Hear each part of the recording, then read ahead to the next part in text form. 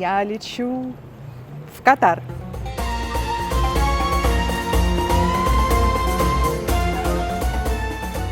Добро пожаловать в Катар! Эти 2 дня мы проведем в одной из самых богатейших стран мира. Но обо всем по порядку.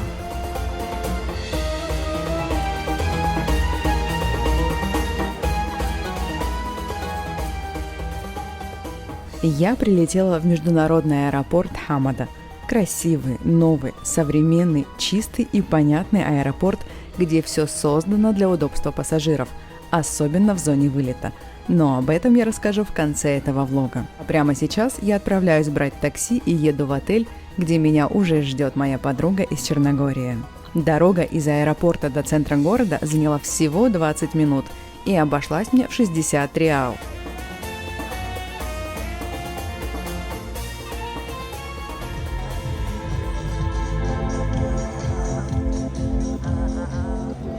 Что могут делать люди? Естественно, отправиться сразу Кушать. на фестиваль еды. Мы ради него приехали. Да. Не работать. Мы сразу отправились на международный фестиваль еды, который проходит в Дохе, в огромном парке под названием Аль-Бидда. Фестиваль длится 10 дней, и это настоящий праздник для ваших вкусовых рецепторов. У нас тут пикник, романтик на траве. Приехали в Катар поесть под деревом на земле. И послушать Нирвану. Да, но музыка прикольная. Здесь и уличная еда, и веганские корнеры, и диджеи, танцы, музыка, шоу, представления и развлечения. Мы прошли несколько зон с едой и в итоге взяли пиццу и сели есть под деревом под Нирвану на минуточку в Катаре. А что еще для счастья нужно?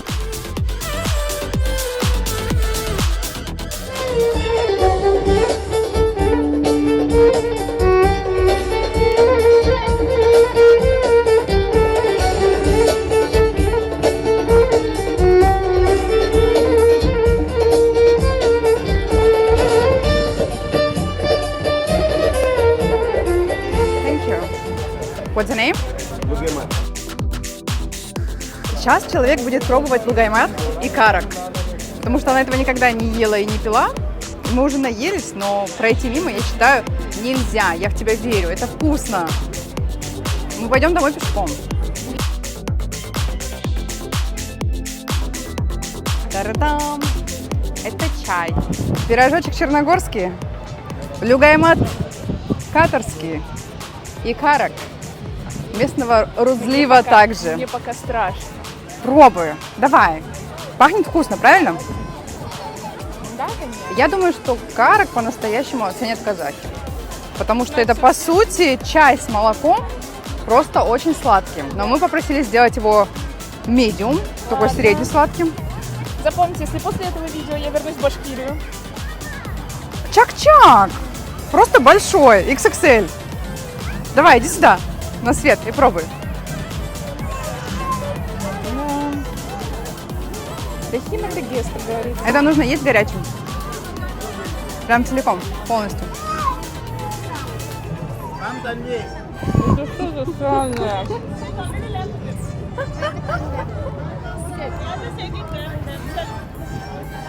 Можно мне в Африку вернуться? Ну что, тебе мачо надо? Ты на арабской территории. Ешь масло и сахар. И хлеб. Загрузившись углеводами от души, в отель мы решили вернуться пешочком и по пути встретили кита. И как оказалось, в Катаре находится одно из крупнейших скоплений китовых акул на планете. С апреля по сентябрь сотни китовых акул появляются у северо-восточного побережья закрытой морской зоны Аль-Шахин, чтобы полакомиться икрой тунца. Вот это была очень неожиданная информация о Катаре. Мы прогулялись по городу, посидели на набережной и вернулись в отель, чтобы решить, за сколько верблюдов мы будем продавать Олю. Сколько за тебя верблюдов? Я говорю, тебя можно за 40 продать. Ну, давай, 40 верблюдов. Сколько типа, верблюд стоит? символично 30. Ну, смотря какой верблюд.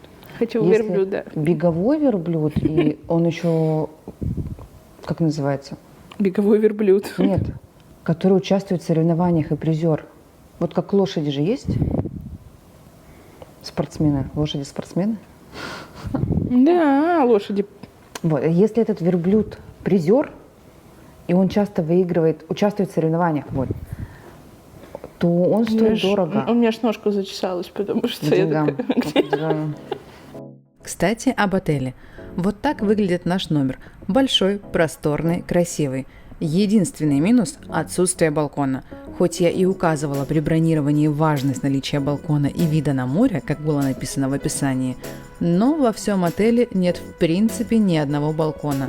Кровать тоже одна, но если убрать эти минусы, то цена, локация и размер номера вполне себе хорошие.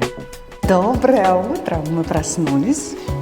Выглядим одинаково. Да, я не знаю, как это работает. Мы живем в разных странах. Но, как видите, мы проснулись, собрались. Серый пиджак, серый пиджак. И еще какая-то штука. Серый топ, немного разный, но все же серый. Юбка черная, штаны черные. И они одинакового материала. Ну, и такие красотки у меня тоже, кстати, есть. А у меня такие. Как? Как вообще? А это чтобы вот... Все, мы пошли искать Кофе. сначала кофе, а потом еду. Мы приехали за кофе в мою любимую арабику, в район под названием Аль-Мешейриб. Место, где пьют воду, если перевести дословно. Отсюда мы и начнем наше дневное знакомство с Дохой. Райончик очень уютный, красивый и выглядит прям только что построенным, хотя проект строительства был начат в 2010 году и обошелся в $5,5 миллиардов. В Катаре этот район называют, цитирую, «первый в мире проект реновации центра города». Что это значит? Все просто. Когда на месте старой застройки появляется совершенно новый район. Здания и улицы были спроектированы так, чтобы ветер с моря продувал все улицы. При этом не было сквозняков, которые часто бывают около небоскребов. Само расположение зданий и их высотность продуманы так, чтобы затенять друг друга для обеспечения снижения затрат на охлаждение и более комфортного нахождения людей на улице, даже в самую знойную жару. Здесь ездит трамвай, на котором вы можете прокатиться по всему району всего за 18 минут. Google говорит, что бесплатно, но мы не проверяли. Есть множество кафешек и ресторанчиков. Мы отошли буквально на 5 метров от арабики и зашли посмотреть красивое кафе, где взяли попробовать десерт под названием Мадлен. Я и ракушечка.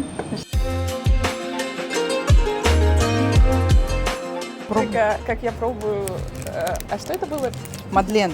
Мадлен. Мадлен – это вообще печенька французская. Из рассыпчатого теста, по-моему. Но они, видимо, взяли форму и сделали из него пироженку. Интересно, смогу это сломать? Ха! Это пирожная картошка. Брауни в форме мадлен. Да, мы долго гадали, что это. Оказалось и проще. Просто шоколадка. Ну, шоколад вкусный. Ну, кстати, да. И продолжили гулять по району, изучать интересные знаки, красивые двери и наслаждаться архитектурой.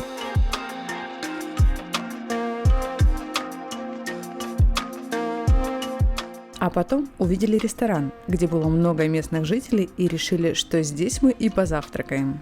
И посплетничаем. Ну ладно, не посплетничаем, а поговорим про женщин. Искать вообще про женщин. Первую информацию, про которую я нашла, это была вот именно шейха Муза. Эта тема интересна мне еще со времен студенчества, потому что именно женщины и гендерная политика на Востоке были темой моей дипломной работы. И это было вообще даже в моем сознании тоже разрыв стереотипов, потому что в заливе она не носит хиджаб, она не носит ни никаб, даже платок не носит. То есть Не, ну она же закрывает... у нее тюрбан. Тюрбан. Это тоже, у нее видно волосы. Кстати, да. Посмотри, какие у нее платья, они все очень такие обтягивающие по фигуре, она сама какая стройная. Я книжки скупала, все, что увижу. В тему, не в тему, где только есть что-то про слово «женщина», женщина в исламе, женщина, там, гендерное равенство, неравенство, какая статистика, где водят и не водят. Тогда в Саудовской Аравии, получается, женщины не водили еще, вообще ничего этого не было, и информации не было. То есть настолько сложно было, но интересно. Я бы в этой теме, кстати, продвинулась бы, наверное, дальше. Мне кажется, это было бы интересно и читать, и вообще, потому что вот я сейчас сижу, смотрю на них, и я понимаю, что это вообще не... Ну, то есть, они просто другой мир. Они, да, так же, Они- как и мы для них другой мир. мы для них, они для нас. И знаешь, ты когда с ними рядом находишься вот сейчас, то есть не когда ты живешь и думаешь, что да, есть исламские женщины, а ты когда здесь рядом, и такой ты на них смотришь, и другое поведение, другие привычки, другое мышление, другое отношение к жизни. И главный стереотип, что забитая женщина Востока. Во-первых, у многих из них есть папы, за которые еще и головы снесут любому, Да. кто... И братья. И братья. Я понимаю, что женщины Востока, да, как бы считаются, типа, меньшим прав, но как за них стоят семьи. Ну давай, Оля, поджигай, разрезай. Я Есть Махмуд, поджигай, и есть Оля, разрезай. Что-то похожее на мох. честно, брауни, который мы ели, было вкуснее. Плюс Дохи в том, что город достаточно компактный, и можно спокойно рассматривать город, просто гуляя по нему. Ощущение от Катара вот какое. Чистоты. И чистоты не той, которая вот то, что на улице чисто, а за счет вот этих всех светлых зданий. Тут эхо, слышишь? Да. За всех вот этих светлых, белых, бежевых цветов какое-то ощущение вот прям чистоты, не знаю, духовной, душевной, как это называется? Духовный, душевный, моральный. Да, какое-то сознание, что ли, чисто. Шума нету какого-то, не отвлекает ничего. Нет, не отвлекает. Да, и тут, Ва! и тут уже будет что-то другое. Какой мы маршрут выбрали хороший.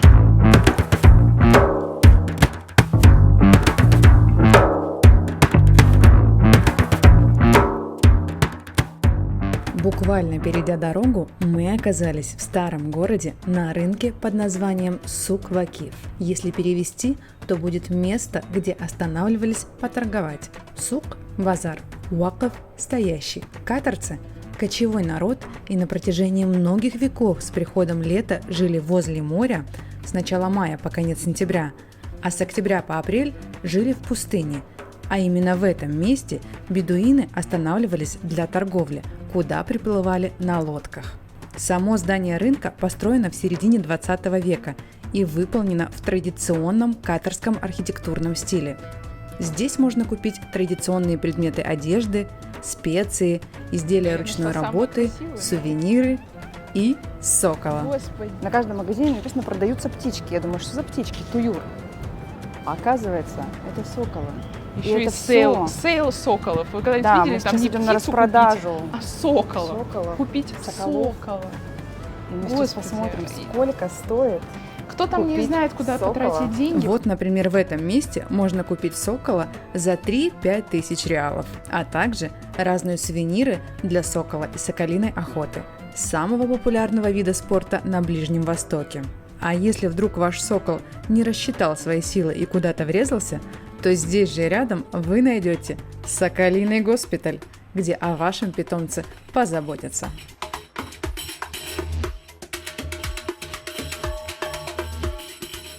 Какой же восточный рынок без узеньких улочек? Это не Марокко и Египет, но в целом тут тоже достаточно аутентично.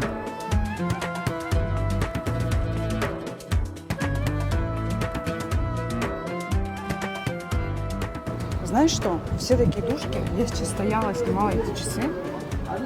И 3 человека просто остановились. Я такая, спасибо. Они просто остановились, чтобы я досняла. Какая прелесть. Мы просто шли, и нас угостили кофе и пригласили примерить наряд катарской женщины. Ну а кто мы такие, чтобы отказываться? Окей. Что? Мы просто мимо проходили. Нам дали кофеечек. Меня надели. Упс, сори, у меня что-то мне прям длинно. Как я тебе, как катарская женщина? А ты точно как татарская женщина. Кстати, зеленый тебе очень хорошо. Сейчас. А, тут еще есть. No, this is after. You are original Qatari now. А, видишь, а ты говоришь нет. В Катаре. В общем, мы зашли, выпили кофеечку. И не знаю, сейчас попросят с нас за это деньги или нет. Ну, мы узнаем, но у нас нет налички. Будем надеяться, что за красивые глаза. И дали вот я такие не надписи. думаю. Я Ну, ладно. люблю. Но денег не попросили. Ты понимаешь, приключения? See? Okay, now. Машаль. Красавица. Я тоже тут, но я не надеюсь. Не наденешься? Мы выпили кофе, нам принесли сладости, померили наряд, поболтали с владельцем этого маджлиса, поблагодарили и пошли дальше.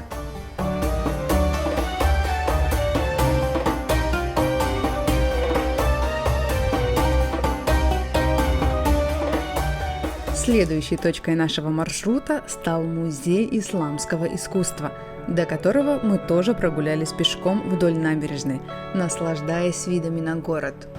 Мы идем в музей исламского искусства. Будем просвещаться. Посмотрим, что тут Ну давай рассказывают. честно, мы просто нагуливаем шаги. Без этого. Мы также еще нагуливаем шаги. И сейчас уже, кстати, жарко. Показывает Очень 31. жарко. Хотя неделю назад были дожди и было достаточно прохладно. Это мы приехали. Я Да. солнышко с собой вожу. И мы надеемся, что ближе к закату будет не так жарко. Поэтому сейчас мы идем в музей по вот такой красивой аллее, С виповыми где все пальмы випы. с випом. Пальма 86. P86. Музей – это работа архитектора Мин Пэй, который известен своей работой над пирамидой Лувра в Париже. У тебя есть желание, как в детстве, пойти и нырнуть в этот фонтанчик? Да. У меня тоже. Но мы с прям- тобой не ВДВшники в России. Мне прям жарко. Говорят, что здесь президент Казахстана сейчас находится. Впервые. Смотри, какой корабль. Это- Впервые находится. Да, просто никто не знал, что президент Казахстана это ты. О! Вы это слышали? Вы это слышали? Моя хорошая. А? Ведем реформы. Да, надо, короче, как-то... Слушай, ну с Пойти. учетом последних политических... Бог ты мой, смотри, как там красиво. последних политических- Я еще что-нибудь видела, что я снимаю, потому что солнце слепит просто и в глаз, и в бровь. Музей исламского искусства предлагает посетителям уникальную возможность погрузиться в самую обширную в мире коллекцию исламского искусства, собранную со всех уголков планеты, начиная от Египта и Испании до Центральной Азии. Если вы фанат Гай Ричи или Джейсон Стейтем, то вы наверняка видели музей исламского искусства в фильме «Операция Фортуна. Искусство побеждать». Съемки частично проходили в Катаре. Но помимо красивого здания и живописного вида на город, в музее есть на что посмотреть. Мы не заметили, как провели 3 часа, гуляя по роскошным залам. Особенность показа экспозиции заключается в темных залах без общего освещения, только с направленными лучами света на каждый отдельный экспонат. Если устал, и почитать про что? Вот это, допустим, манускрипт Корана, написанный куфической каллиграфией 8 века, аббасидский период. Прикиньте, 8 век, бумажка 8 века.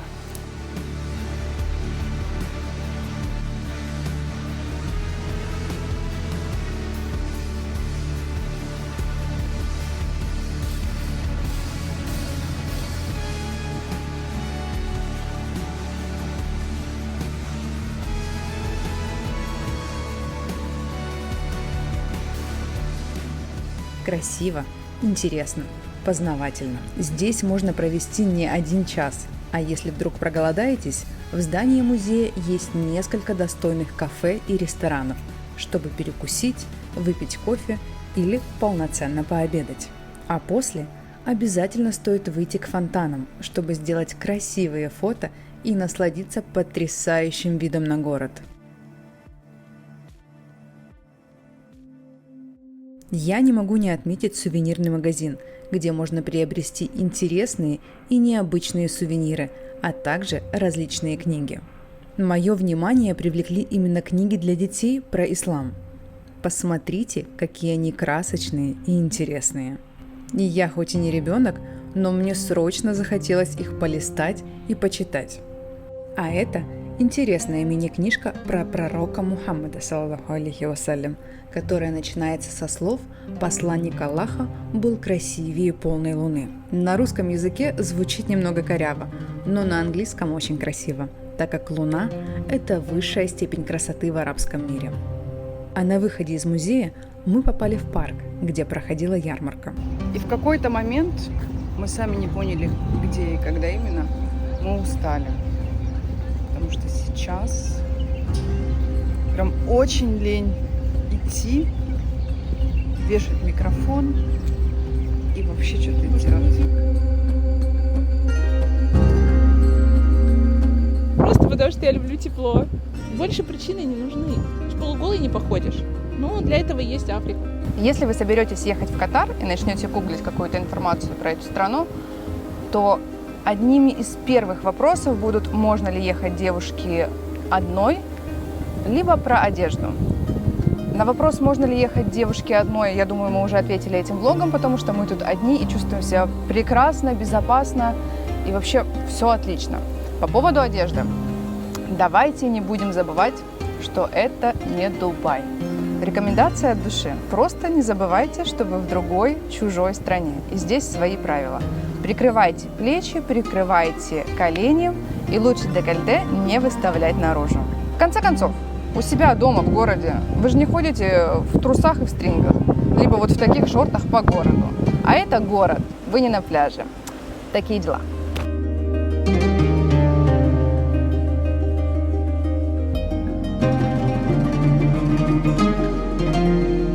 Необычно. Да. Мы устали. Мы хотим кофе. Да, мы сейчас начнем с кофе Потом мы и поедем в музей. самый красивый музей, в самый главный.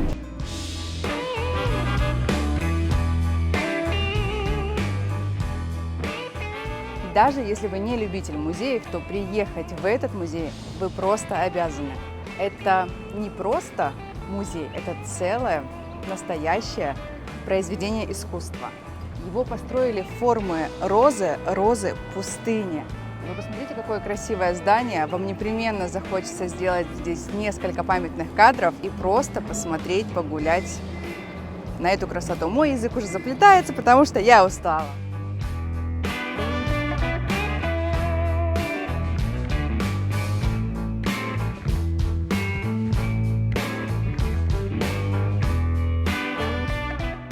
Если описать Национальный музей Катара одним словом, этим словом будет грандиозно. Невероятной красоты здание, спроектированное архитектором Жаном Нувелем, он же, кстати, построил Лувр в Абу-Даби, было открыто в 2019 году. Уникальные формы здания напоминают розу пустыни, которой и был вдохновлен архитектор. И нет, речь идет не про известную всем песню Стинга, а про кристалл, который образуется в пустыне и напоминает розу.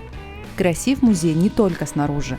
Внутри вы можете познакомиться с прошлым и настоящим страны с помощью 3D-технологий и новых изобретений.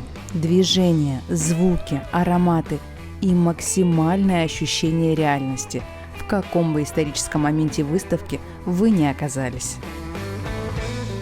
Здесь мы прошли целый коридор, посмотрели, как они рыбачили, отправлялись в море, возвращались.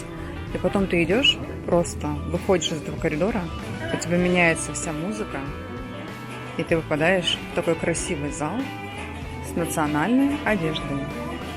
Просто насколько тут все продумано, это, конечно, вау.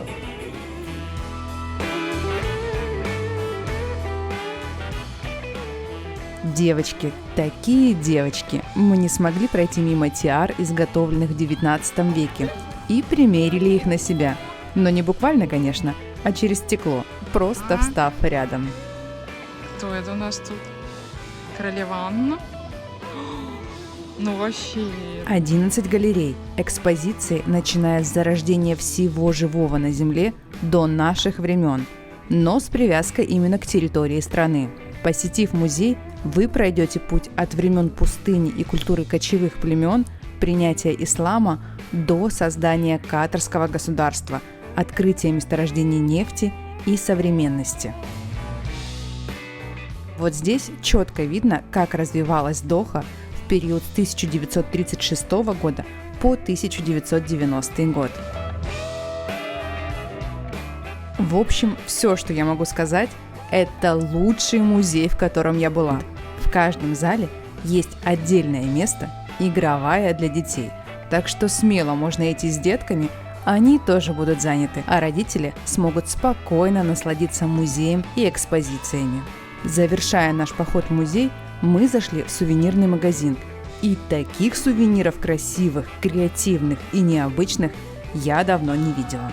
Хочется рассмотреть все и купить все тоже сразу хочется. Посмотрите, какой дизайн, какие открытки, блокноты, наборы для кофе, даже аффирмации. Просто браво дизайнерам и всем тем, кто разрабатывал этот мерч.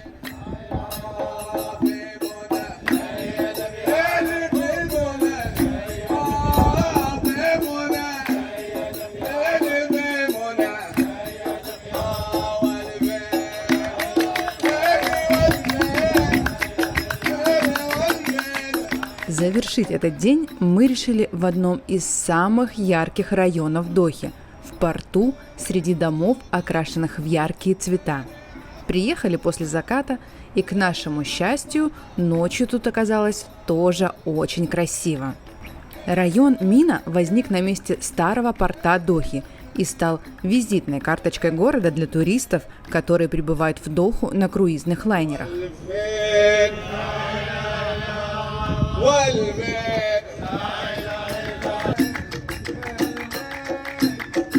Очень колоритно, красиво и свежо. Но еще колоритнее стало, когда вдруг мы услышали Катюшу.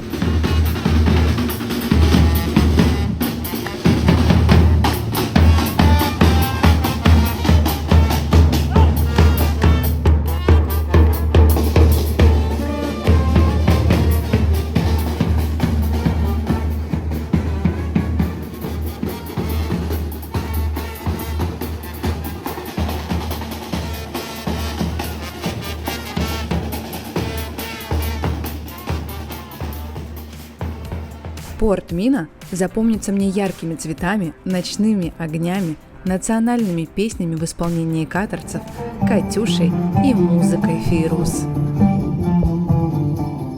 Здесь мы поужинали, место выбрали опять по принципу «где много местных», и пришлось подождать 40 минут. Но оно того стоило. Было, правда, очень вкусно. А теперь, уставшие, счастливые, сытые и замерзшие, едем в отель отдыхать. Так, срочное включение. Мы заказали Uber, стоим, ждем, машины нету. Прям подошел мужчина и говорит, показал приложение, это вымылки, надо нам, пойдемте, перейдем дорогу там. Пришел нас, забрал, вот так вот ручкой остановил. И все. Это okay, thank you. Ручкой остановил. Все машины остановились, мы перешли. И мы в машине. Сервис.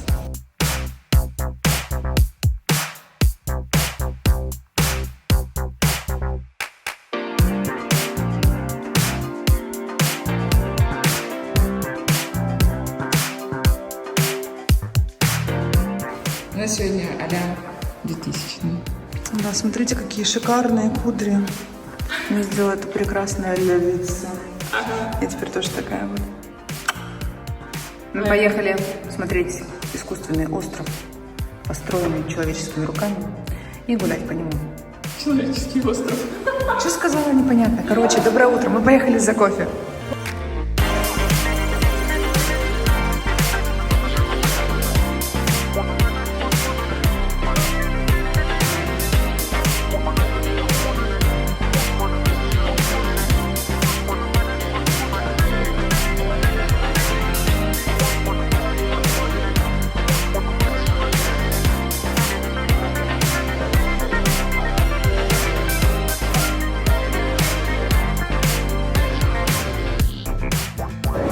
Мы приехали за кофе на остров Жемчужный. Я буду называть его так, потому что я не могу говорить правильное слово.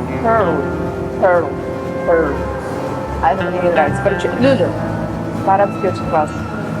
Вот, приехали мы выпить кофе и попали в такую красивейшую... Да что с тобой, Аня? Мы приехали в красивейшее место, кофе нету в моей крови. Подожди, я его уже делаю. Очень стильная, красивая кафешка. На улице, кстати, холодно. Прям ветер сильный. Сейчас мы выйдем и все покажем. Кофе дайте человеку. Не могу проснуться и говорить нормально. Вот это должно быть обязательно, обязательно. Если она это вырежет, я напишу под роликом, что она вырезала это. Смотрите, когда что-то нет в Черногории, делается вот так. Просто надо прилететь в другую страну, но не важно. А ты мне поможешь это съесть? Да. Ну ладно. Это я всегда могу и помогу. Обожруся. Не хотят мне его пробивать.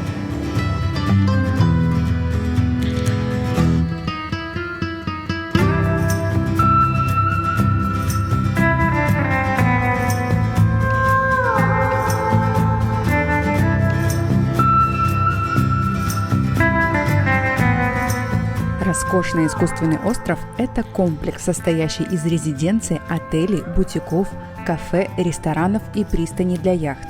Здесь преимущественно живут экспаты. Мне этот район напомнил смесь зданий GBR и гавани Марины в Дубае. Здесь красиво погулять, посмотреть, подышать воздухом. На этом, наверное, и все. Поэтому расскажу вам немного интересные факты про Катар. Пока Аня не видит, я скажу, что я ее люблю. На сегодняшний день Доха является одним из самых перспективных регионов Ближнего Востока и является центром рыбной и нефтяной промышленности. Численность населения Катара около 3 миллионов человек. Но коренных жителей, те, что граждане Катара, и могут претендовать на все бонусы от страны, всего 300 тысяч человек. В Катаре самый низкий в мире процент женского населения по проценту от общей численности населения. Всего 25% его населения составляют женщины. То есть на каждую женщину приходится 3 мужчин. Во многом это связано с огромным количеством трудовых мигрантов-мужчин. В Катаре самое урбанизированное население в мире. 99,2% катарцев проживают в городах. Сейчас конец февраля, и погода просто идеальная. Это самое лучшее время, чтобы приехать и посмотреть эту маленькую, но невероятно красивую страну. Не советую сюда ехать где-то в период с июня по сентябрь, потому что жарко будет адски. Самое главное, Катар входит в тройку самых безопасных стран мира. Здесь все такое милое, что даже вот охранники здесь какие-то другие. И они разрешают снимать, кстати. Да, но на камеру, я думаю, он бы, наверное, так не разрешил. Но мы вот подошли, мы сидели, записывали на пирсе. Он сказал: вы резиденты? Мы нет. Он такой: здесь нельзя, только резидентам. Мы: окей, можно мы минуточку, да, с ними уйдем? Он улыбнулся и сказал: да, конечно. Мы его поблагодарили и ушли. И вот я смотрю, кем мы коммуницировали за вот эти дни. Все очень просто супер милые. Алкоголь в Катаре официально находится под запретом. Вы не можете везти алкоголь в страну, а купить его можно только в ресторанах при отелях. Национальная авиакомпания страны Qatar Airways признана лучшей авиакомпанией мира в 2019 году. Так, и сегодня мы полетим домой. Да, и сегодня мы полетим домой. И немного информации про визу. Мы тут обнаружили, если вдруг у вас красный паспорт, он же красный, российский паспорт, то когда вы прилетите, когда вы будете лететь в Доху, у вас... Good morning. Hello. Oh. No, we're not resident. Can we just have 1 minute and we will go? Yes. And only Okay, 1 Okay. minute and we will leave. Thank you so much. sense. You really good. Ты записала? Да. Давай. Вот, добрый дяденька разрешил нам доснять, потому что мы тут не резиденты, а тут можно только резиденты. Вернемся про российский паспорт. Если вдруг у вас российский паспорт и вы летите в Катар, то у вас попросят обратный билет перед тем, как посадить вас на самолет до Дохи. Поэтому имейте в виду. Но это тоже человеческий фактор, но Ну и- лучше не рисковать. Это человеческий фактор. У меня бывает в Астане спрашивают билет обратно. Кстати, раз мы говорим про паспорт и про визу, долететь сюда можно, мне кажется, абсолютно отовсюду, потому что Доха – это большой хаб, где летают все самолеты во все направления. Очень прекрасно. Мне кажется, нет места, откуда вы не можете улететь из Дохи. По поводу виз. Виза России не нужна, Казахстану не нужна. Про остальные страны не знаю. 30 дней вы можете находиться здесь.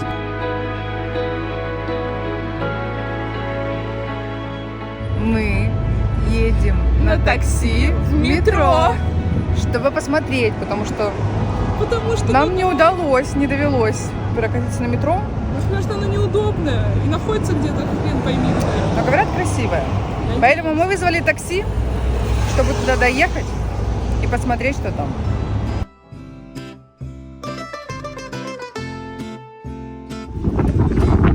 Просто, чтобы вы понимали, какой ветер.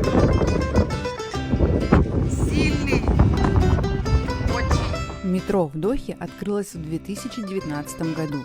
Здесь всего 3 линии и 37 станций. Поезда беспилотные, так же как и в Дубае.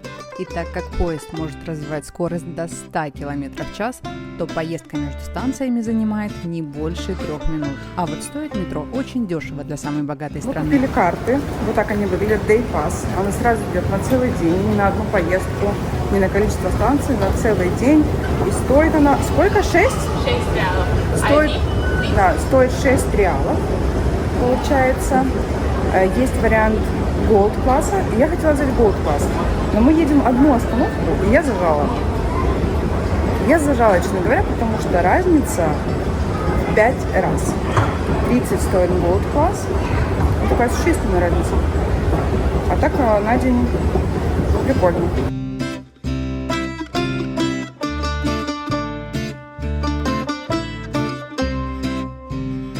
Смотрите, какое фотогеничное метро. Можно, пока ждешь, пилить селфи. Ну, камон, интересно же. У тебя есть в Черногории метро? Ну вот. Так приедешь домой и скажешь, я на метро ездила.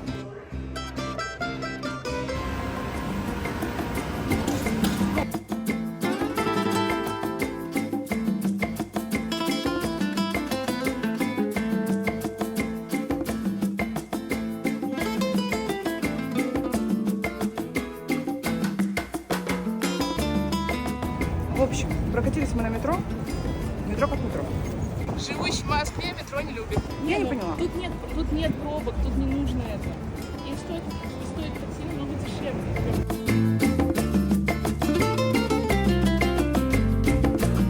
На этом наше мини-путешествие в Катар подходит к завершению, и я отправляюсь в аэропорт.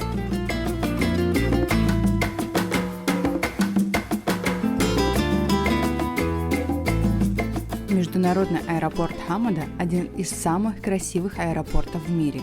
Символом аэропорта является медведь, который, кстати, раньше стоял в Нью-Йорке, пока его не выкупила королевская семья и не поставила в самом центре аэропорта. Здесь есть лаунжи, комнаты для сна, стойки для туров в город в случае, если у вас пересадка от 6 часов, потрясающие необычные игровые зоны и, конечно же, много магазинов. Очень красивый аэропорт. Все так с умом расположено. Много разных вариантов. Beauty магазинов. Детская зона очень красивая и необычная. В общем, класс. Я в полном восторге от этого путешествия.